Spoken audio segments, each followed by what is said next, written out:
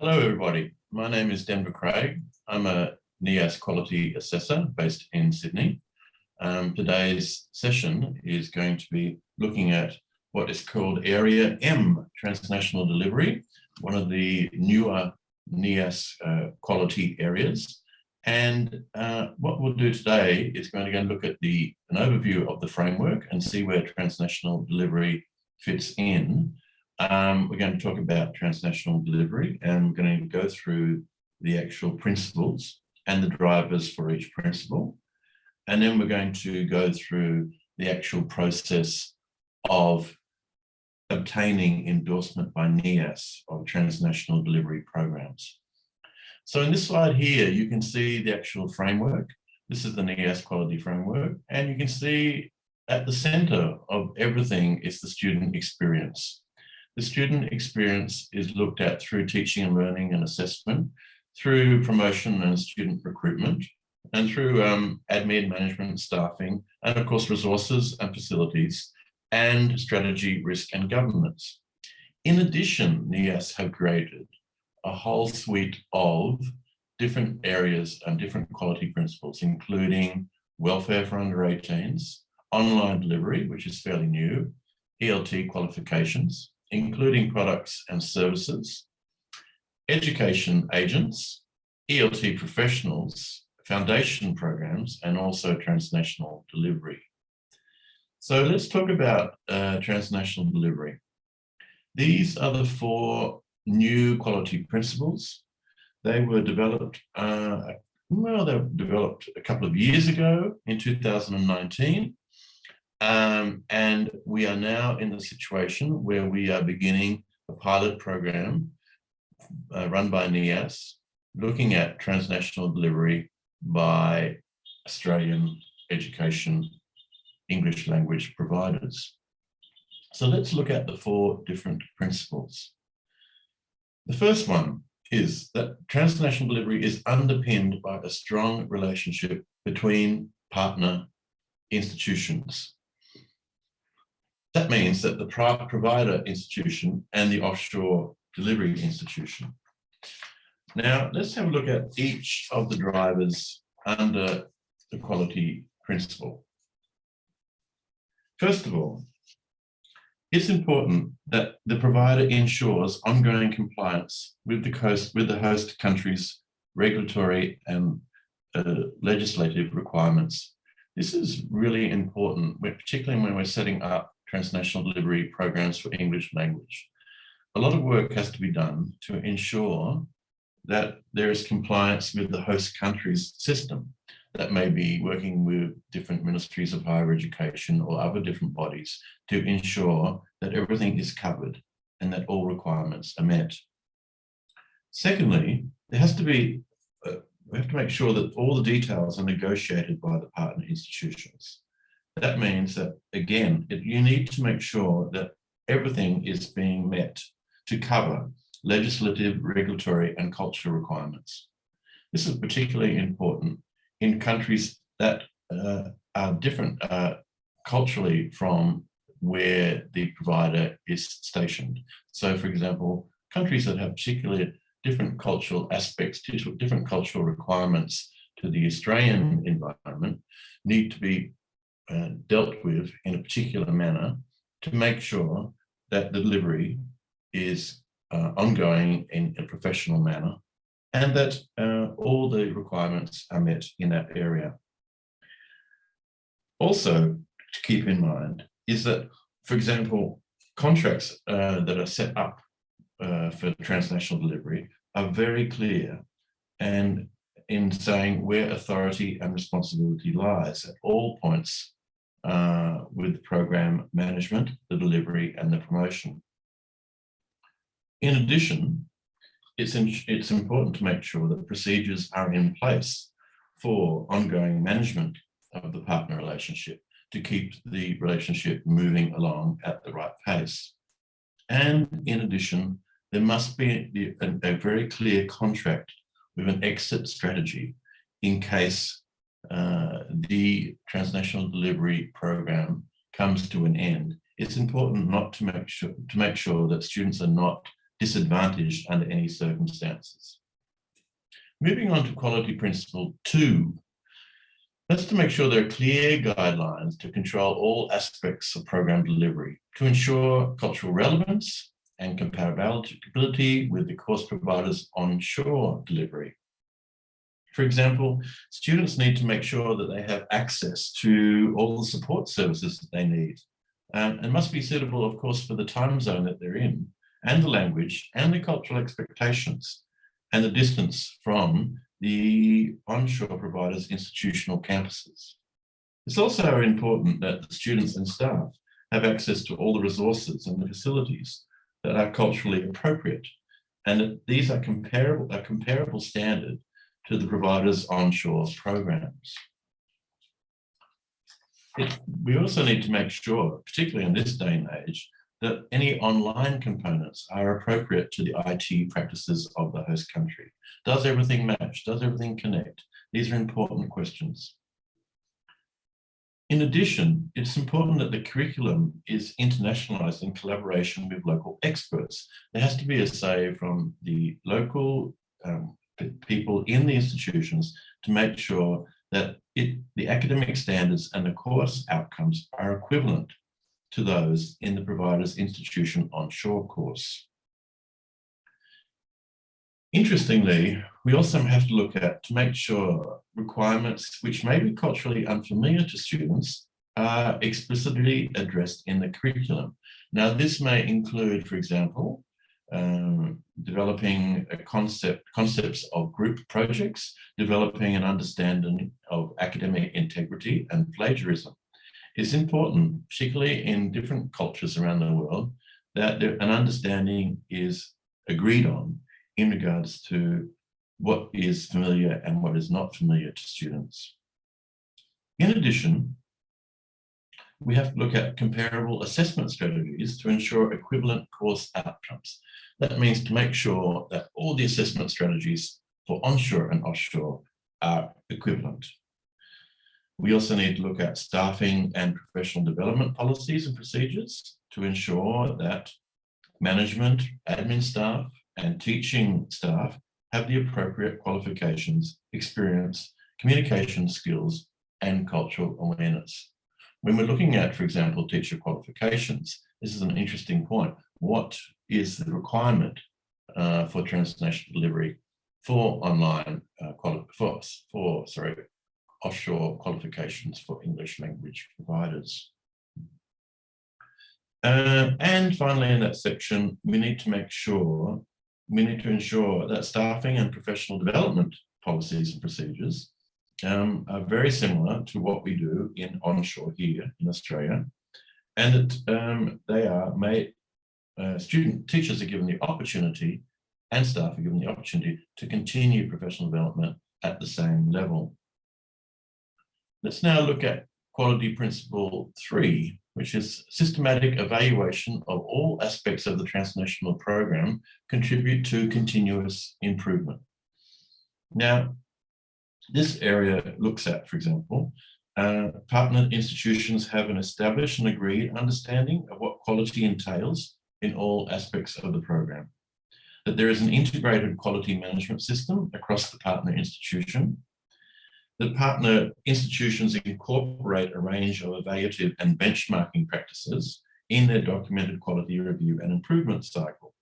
That could include, for example, longitudinal studies. It could be looking at benchmarking opportunities in the offshore country, the destination of where the courses are being delivered. It's also important to ensure that there's comprehensive student and stakeholder feedback, student teacher feedback, and it's obtained through culturally relevant and effective strategies. So there has to be an opportunity to ensure feedback is obtained. And this may be slightly different to how we obtain feedback, for example, in Australia at the centre. It all depends what works in that system.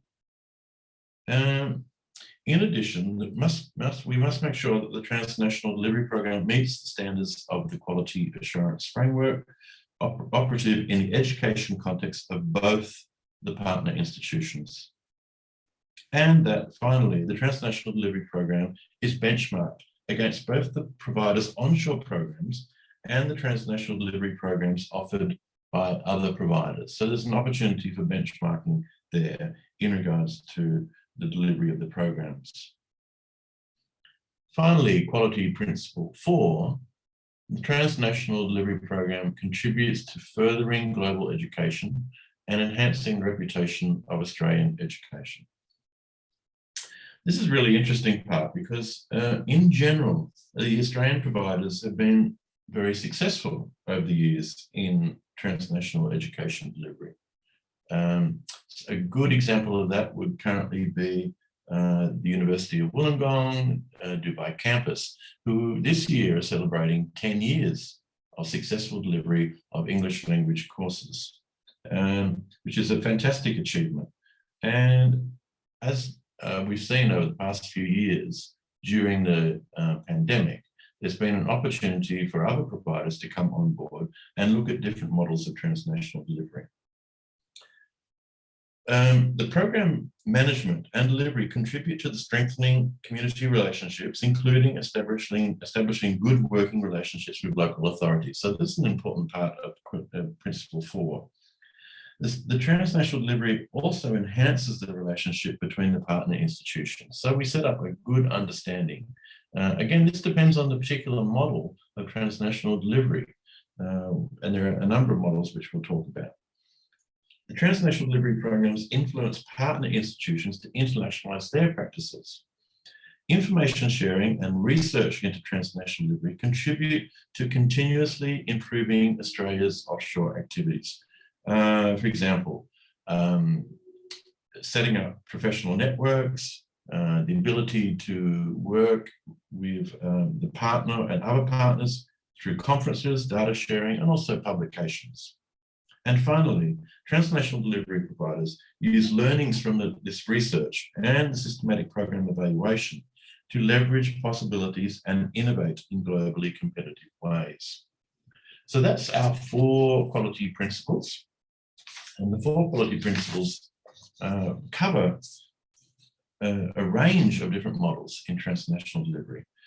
As I said, during the past 2 years, we've seen the creation of a range of different models for transnational delivery. And that's, for example, the campus I told you about in Dubai, the University of Wollongong campus, is one example of a model of English language delivery. But all centres realise that there has to be some flexibility in the offering, and that's another important and successful factor with the delivery of Australian providers in offshore campuses. The centres, the range of centres that are currently delivering transnational delivery offshore, they've built arrangements for different markets, for different countries and different contexts that work for them. So there's a whole range of different ways of having that transnational delivery set up. Okay, so let's look at the next slide. So the quality endorsement activities of NIAS have grown quite substantially over the last few years. So of course we look at NIAS endorsed quality centres. We also now look at endorsed quality agents. And there's also opportunities to look at endorsed quality professionals. If you're interested in looking at professionals, you can go online and see what you can do to increase your knowledge base in regards to ELT professionals. And then finally, NIAS endorsed quality products and services. And again, you can see these on the NIAS website. Okay, now we're going to talk about the actual process, and this is really interesting. So this is something that NIAS has developed, as I said, over the past few years. We have a process in place. There's a pilot process being undertaken at the moment. And I thought I'd run through with you to see what the process is, and you may be interested in becoming involved in this process.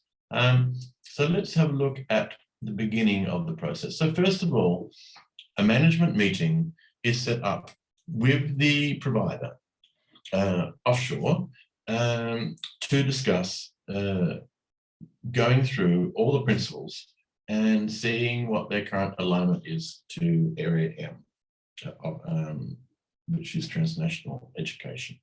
So this meeting will take place normally with the senior managers. There'll be quite a long discussion in regards to going through all the different principles and the drivers associated with them. In addition, what happens is the staff and the students are then surveyed. This is a health check, and it's a survey that takes place. The survey is aligned to the principles of Area M, transnational delivery, and it gives students and staff an opportunity to feedback on their understanding of the current process for transnational delivery by the centre.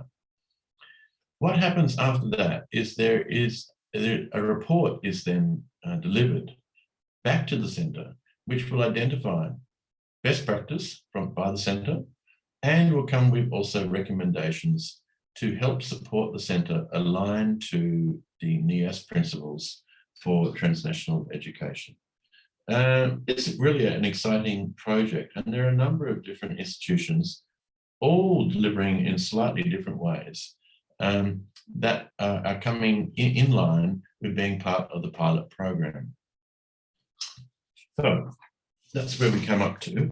I think what we need to say is just finally is, as I said, because of COVID, because of the pandemic in the last few years, a number of different models have come on board. And what we're seeing is the current space that we're in at the moment is that we're seeing an opportunity for institutions to deliver in a number of ways. But it's important to consider always that the opportunity that is there always to ensure that we are advancing education by providing quality assurance services for everyone in the English language community. And that has come into play because now there's an increase in the opportunity to deliver courses to students who are unable or possibly unwilling currently to come to Australia. Rima, absolutely. How would you describe the effect of COVID-19 on transnational delivery over the last 2-3 years? Yes, it's an interesting question because, I mean, what happened was the same in Australia, that everyone who is delivering transnationally, so offshore centres, needed to find another way of delivering as well. So it was the same in Australia. But what it's also meant is that offshore centres created an extra opportunity by providing an opportunity whereby Australia students, international students, who were not able to come because our borders were closed or were unwilling to travel, even now. And so there's another opportunity for Australian providers, and it's quite a big opportunity to deliver their courses offshore and attract a new market. So what will that look like in 2 years' time? I don't know. It's hard to know, but I mean, there's definitely an opportunity for an expansion of transnational education, particularly in English language. Thank you, Denver. And career quality. So can you tell us a little bit about the importance of doing online health checks while studying, if you're a student or a teacher or an institution conducting transnational delivery? Absolutely. Ask any NIAS assessor what the most interesting part of the assessment process is, and they'll tell you it's speaking to the students, because the students often take the opportunity to talk about and to give feedback about areas that the centre may not have gathered information about exclusively. So it's really important. It's central to everything that NIAS does. And if we look at the framework, the student experience is central to the whole process. And so getting feedback from the students and of course the teachers and the staff is really important, because it gives us such an insight into finding out how the students are dealing with certain situations. What do they think of the model that is currently being used to deliver their course? What do they think about the resources? What do they think about the course evaluation? What do they think about their opportunity to give feedback internally to the centre? So there's a whole number of areas which give us so much information and help support the centres into creating a really positive delivery platform. So they're absolutely central to everything that NEAS does. Thank you, Deborah. My last question. If I'm an Australian ELT centre and I want to open a centre overseas, what are the main challenges? Ooh, good question. Look, you really need to make sure that you have an excellent understanding of the culture, the country where you're going into, the politics, the finances, the social requirements. They're also important. And, you know, for Australian providers, it can be initially a bit confusing because, for example, I've visited centres in Malaysia where I had assumed that there might be some Malaysian students there, but there are no Malaysian students in those centres. They were students from, for example, Eastern Europe or the Middle East. So there is that type of situation. In Singapore, you'll find institutions where 40% are non-Singaporean nationals, and that's fairly common. So there's a whole different range of varieties of different types of courses, and it will depend on where the centre is going to deliver the course as to what and who make up the population of the centre. So there's so much research and so much to look at before putting your toes into the world of transnational education. But NEAS is there, of course, to support you along the way. And the role of NEAS, again, is to make sure that we are advancing education by providing a quality assurance service for everyone in the English language community. Thank you, Denver, for your very informative session, and I'm sure that everybody's going to go back with a lot of information on transnational delivery. It's been a pleasure having you in this webinar, and thank you again. Thanks, Rima. It was a pleasure. Thank you.